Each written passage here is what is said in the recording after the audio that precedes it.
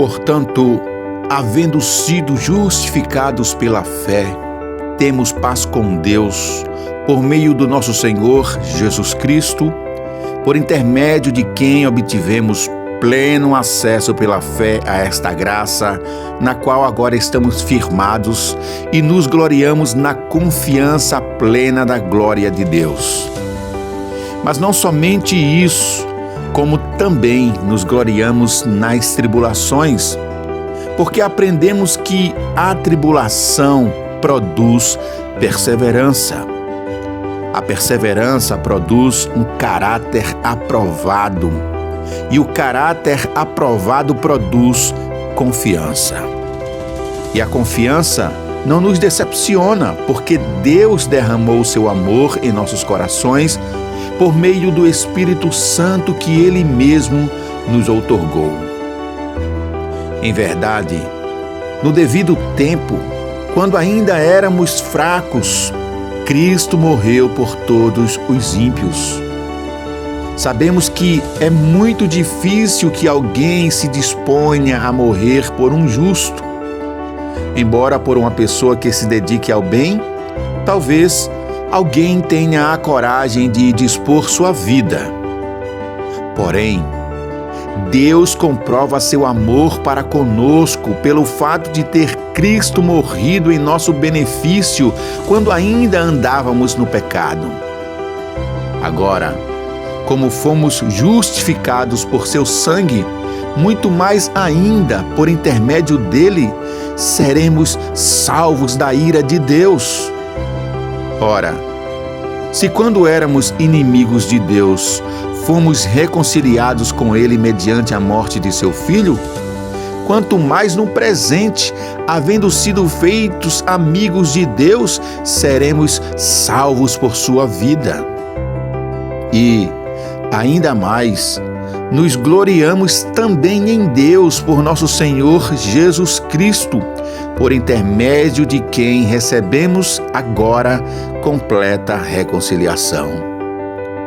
Concluindo, da mesma forma como o pecado ingressou no mundo por meio de um homem, e pelo pecado a morte, assim também a morte foi legada a todos os seres humanos, porquanto todos pecaram.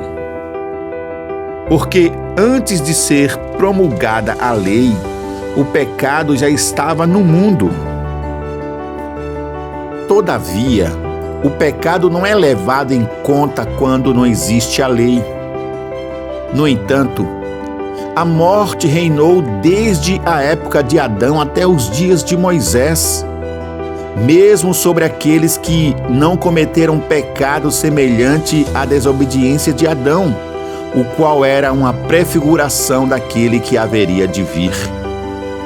Contudo, não há comparação entre o dom gratuito e a transgressão, pois, se muitos morreram por causa da desobediência de um só, muito mais a graça de Deus e o dom pela graça de um só homem, Jesus Cristo, transbordou para multidões. Por isso, não se pode comparar a graça de Deus com a consequência do pecado de um só homem, porquanto o julgamento derivou de uma só ofensa que resultou em condenação, mas o dom gratuito veio de muitas transgressões e trouxe a justificação.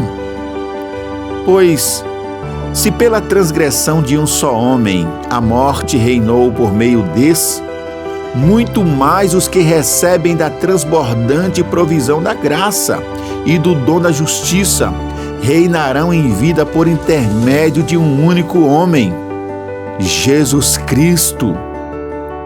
Portanto, assim como uma só transgressão determinou a condenação de todos os seres humanos, assim, igualmente, um só ato de justiça resultou na justificação que traz vida a todos os homens.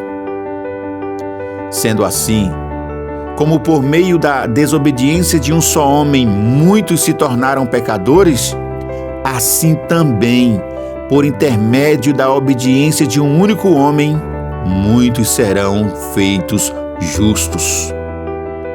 A lei foi instituída para que a transgressão fosse ressaltada, mas onde abundou o pecado, superabundou a graça, para que, assim como o pecado reinou na morte, assim também reine a graça pela justiça para outorgar vida eterna, por intermédio de Jesus Cristo, nosso Senhor.